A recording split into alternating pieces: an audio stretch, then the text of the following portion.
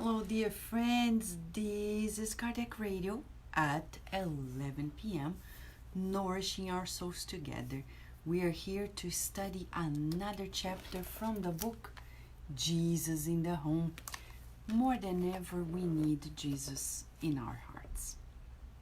We're not saying this for mere words, because we all have our difficulties in life.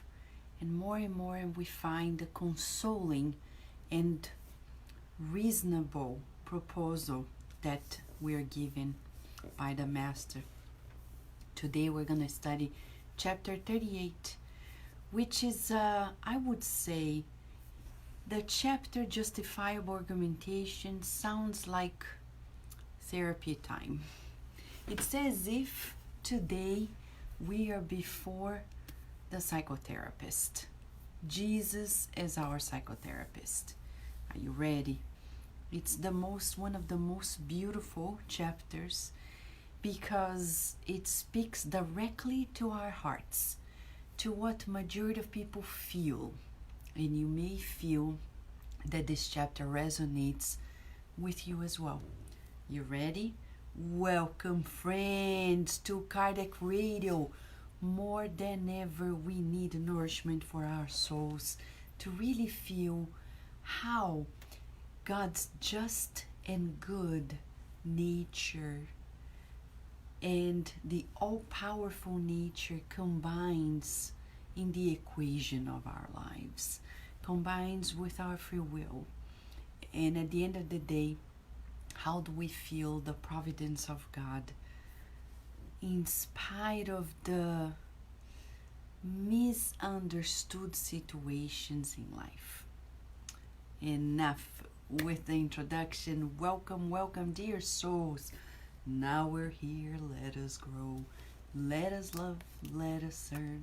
Let us help everyone. Shall we? Yes. Chapter 38, Justifiable Argumentation. Let us read and feel. That evening at Simon's house, Simon Peter, right? A veil of sadness covered most of everyone's faces. Ouch. Sadness. Who doesn't feel sadness? Is it a problem to feel sadness? No. It's normal. It's human. But we don't like it. Like the movie, right? Inside Out. We do not appreciate sadness. We don't want it to touch anything, to be around, to do anything. We keep repressing sadness, and then sadness goes away, and when we see it destroys everything. But then we say, it has a role. It's a sign that something needs an adjustment. We need to face something. What is it? So everyone was sad. Wow. Thaddeus and Andrew had been attacked a few hours earlier on the banks of the lake by some thugs, and they had felt compelled to defend themselves. No serious harm had come from the assault, but they both felt upset and piqued by the attack. When Jesus began to talk about the glory reserved for good people, the two disciples displayed through discreet tears the bitterness that dominated their souls. And unable to contain himself, Thaddeus complained, "Lord, I really aspire to serve the good news, but I have an unruly and ungrateful soul. I listen contritely to the teachings of the gospel, but out there in the real world, I am nothing except a spirit that is obstinate in evil. I'm very sorry, but how am I to work on behalf of humankind in such a state?" Trying to restrain his voice, Andrew hastened to complain in tears. Master, what will become of me by your side? I am an obedient sheep, but when I am away from you, all it takes is one meaningless word of misunderstanding to undo me. I can't put up with insult or injury. Is it right for me to continue to teach others to practice the good when I believe to be so sad and imperfect? Peter interrupted and said, on my part, I can see that I am no more than a miserable, indebted, and very imperfect spirit. I am the worst of all. Every night, when I go off by myself for my daily prayers, I'm perplexed by the sudden inner courage with which I'm embracing my current commitments. My weakness is great. My debts are enormous. How am I to serve the sublime principles of the new kingdom if I am so insufficient and incomplete? James, the son of Alphaeus, added to Peter's comments by asserting downheartedly, in the inner chamber of my own conscience, I can see how far I am from truly putting the teachings of the good news into practice. Many times, after finding comfort in the Master's sermons, I withdraw to my solitary room to delve into the abyss of my wrongs. There are times when I'm suddenly overcome by an awful feeling of disillusionment. Am I really a sincere disciple? Aren't I fooling my neighbor? The uncertainty is pure torture. Could it be that I'm no more than a common hypocrite? Other voices could be heard in the upper room, disheartened and full of bitterness. After making note of their remarks of disappointment and discouragement, Jesus smiled good-naturedly and explained, in reality, the paradise that we dream of is still very far away, and I don't see any winged disciples here. In my opinion, the angels in heavenly dress have yet to find a home on the rough and dark ground upon which we walk. We're students of the good on the way to the Father, and we shouldn't belittle the blessed opportunity to grow towards Him. Just as the grapevine reaches for the sky after being born in the dark bosom of the earth, spreading out mercifully to produce comforting wine for everyone's happiness. If you declare yourselves to be weak, hardened, and evil debtors, but are not the first ones to work so that you become strong, redeemed, dedicated, and good to benefit the overall work of salvation, it doesn't look to me like the angels should descend from the glory of the Most High to replace you on the field of earth's lessons. Medicine, above all, is for the patient, learning for the unlearned. Otherwise, I think the gospel of salvation would disappear because it is inadequate and useless. The disciples' tears turned into a deep blush, radiating from all their faces, and a meaningful prayer by the divine friend signaled the end of the matter.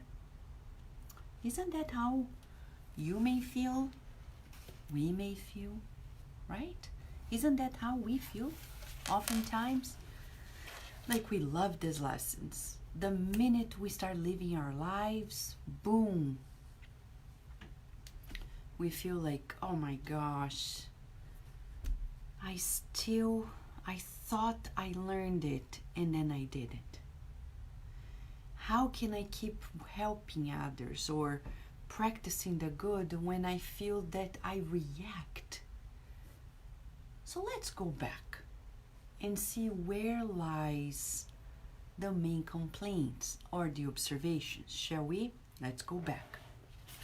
Well, first of all, Thaddeus is saying that he observes very carefully the gospel lessons, but he is obstinate in evil. Okay, he doesn't say more, but evil for us in Spiritism means ignorance, absence of the good. I don't know what Thaddeus is referring himself to, but he's confessing that he does things that are really not to be approved of. Okay. Then, Andrew, he says, by your side, Master, I'm obedient. But when I'm away, I react, he says, to all insults and injury. So he's reactive. Which one of us is not reactive? Who amongst us? We may have levels, but have you observed that we tend to react to things? And you think it's bad, but let us remember, in the first pass, it's defense mechanism. Law of preservation. It's instinctive. I react like an animal. Animals don't have the level of consciousness that we have, so they react to defend themselves. We are learning to put consciousness into our actions and not react. And yet we do. So let's mark down.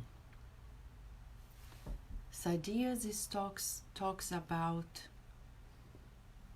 doing wrongdoings and really allowing himself to go wild, whatever he meant. Andrew is talking about being reactive, highly reactive. Then James, the same James that we see in the reports of the book Paul and Stephen, here he says, I'm comforted by your sermons, but when I withdraw to my solitary room, he sees the abyss of his wrongs. He is disillusioned. Am I a sincere disciple? Am I being a hypocrite? Isn't that fascinating? Isn't that fascinating? How many of us dream about charity, fraternity, solidarity, but when we see people, we are like, I'm not saying you do it. But James is the very James in the story of Umberto de Campos. In the book, Good News, the person who saw 3 people who were crippled, disabled, blind, and he was the one that told them, you cannot help Jesus because look at you. You're not capable. That scenario led Jesus to go to the mount and say the Sermon of the Mount. After the sermon, Umberto de Campos reports to us that James finally understood it and approached those 3 people and embraced them as brothers and sisters and saw them from a different angle. How many of us are the ones like James in this lesson? The one that we feel like we understand things, but when we come to the daily life, we don't see the divine in people. And we go home, we feel like maybe I'm a hypocrite. Because I talk about charity, I believe in charity, but when it comes to solidarity and fraternity, I am not on the same page. Right? So you see, each one reported in this lesson by Neio Lucio is sharing features of us that we may feel inside of us. And I'm going to read some more before. Yes, it is. I thought that James the rabbi. Yeah, this is James, okay? James, the son of Alphaeus, the one that is reported in the book Paul and Stephen, who was close friends with the Hebrews at the time, okay? He is the same. So now we understand why his comments. And then Jesus comes to us and says, I'm not expecting angels. Are you relieved? He's not expecting you to be an angel. Why? Because he doesn't bring the proposal for angels. In the book Living Spring by Emmanuel, there's a lesson named Real Humanity.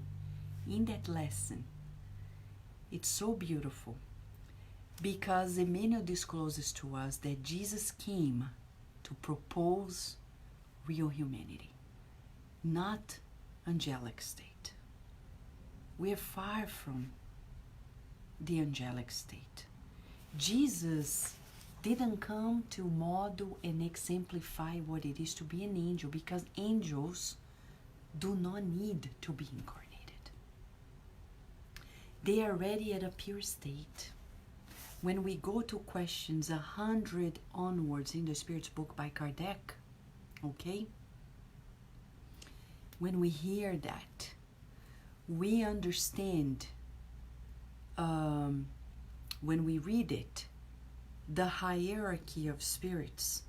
And in that hierarchy of spirits, we're gonna find that pure spirits don't need to incarnate unless on a mission, but that's rare in our world. So we're talking about being humans. So tonight, you and I are being called to be humans. What is to be human? Look at Jesus. Jesus, as an incarnate friend, master, exemplified what it is to be real human being. Okay? What do you think? Right? Lívia Moraes? To be humans. So he's saying, I'm not asking you to be angels. I don't think I came here to teach these things to the angels. Actually, I'm bringing medicine to you.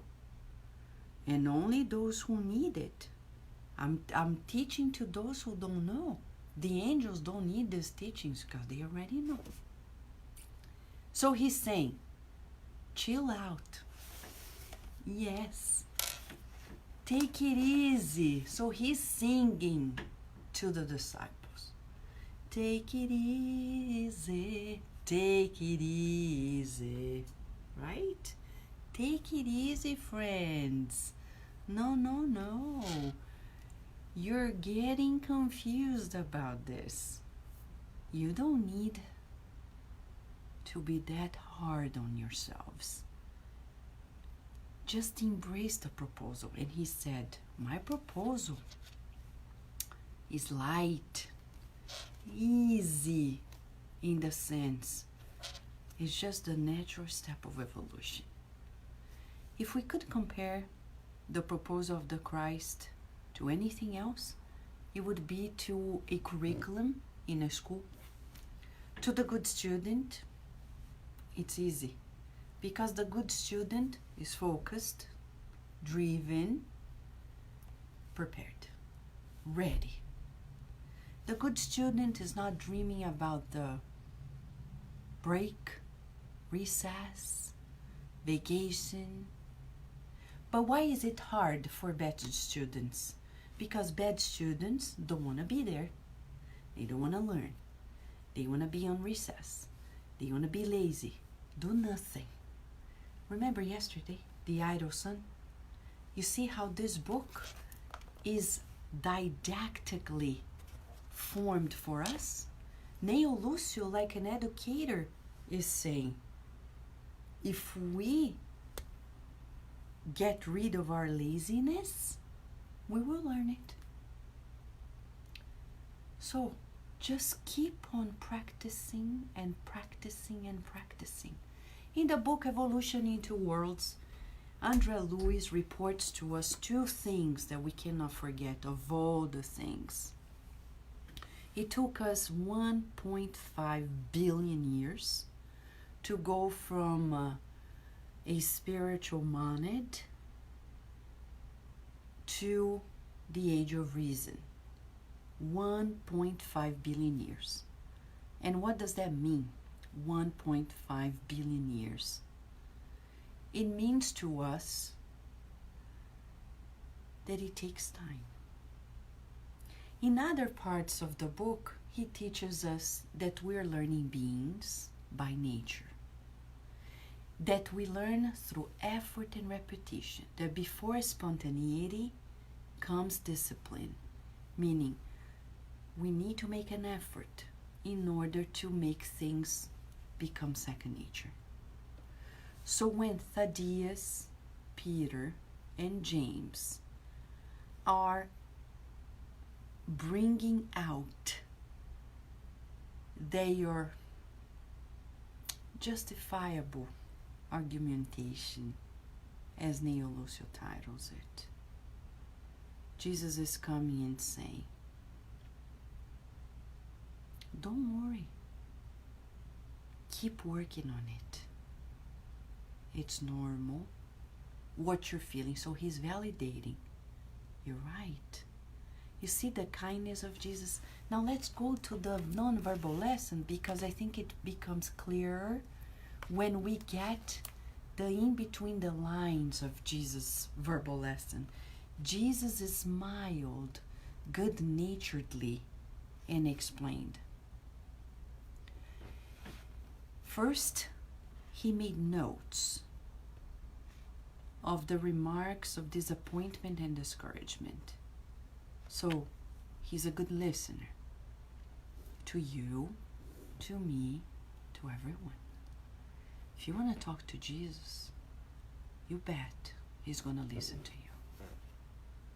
Try it. Don't think that only a few people are entitled to it. So I'm going to propose to you, we will, in the next 24 hours, let us all make that exercise. Talk to Jesus directly. Open your heart. Sit down by yourself and, like Thaddeus, James, Peter, open your heart. Let us all open our hearts and share. And talk to him. He's gonna listen. Potentially, he's gonna smile with goodwill. And he's going to tell us, don't worry. Keep on working on it. It's normal. He's gonna validate your feelings like he did here. Paradise still far away. So he's validating us. I agree with you. Life may be challenging, but the proposal that I bring to you is going to work on your soul if you take time and effort. Repeat the lesson. Try it again. Focus on it. And as he says, medicine is for the patient, learning for the unlearned. I think the gospel of salvation would disappear because it is inadequate and useless.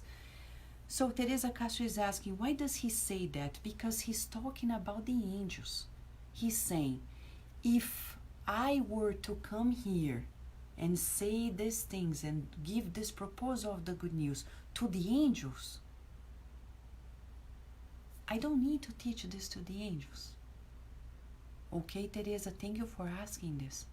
He's referring to the angels. He's saying, it doesn't look to me like the angels should descend from the glory of the Most High to replace you on the field of earth's lessons.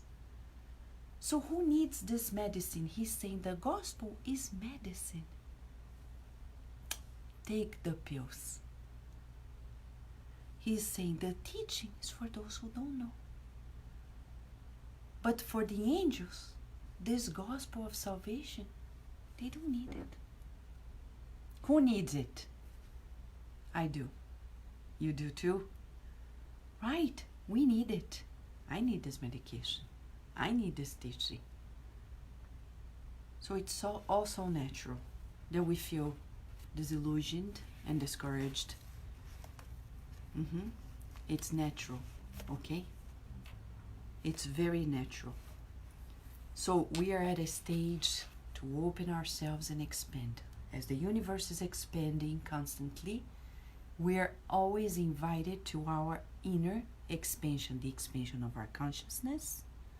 So I'm gonna give you a tip since we're working on expansion of ourselves. Here is a book, very interesting book that a friend has shared with me and we have been using. The Family Virtues Guide, Simple Ways to Bring Out the Best in Our Children and in Ourselves by Linda Kevlin Popov. Beautiful book, easy. Like for example, forgiveness. It has an explanation, what is forgiveness, then why practice forgiveness, then how do you practice forgiveness, signs of success, and finalizes with an affirmation. Very easy. The Family Virtues Guide. Why we are attaching this lesson with this book?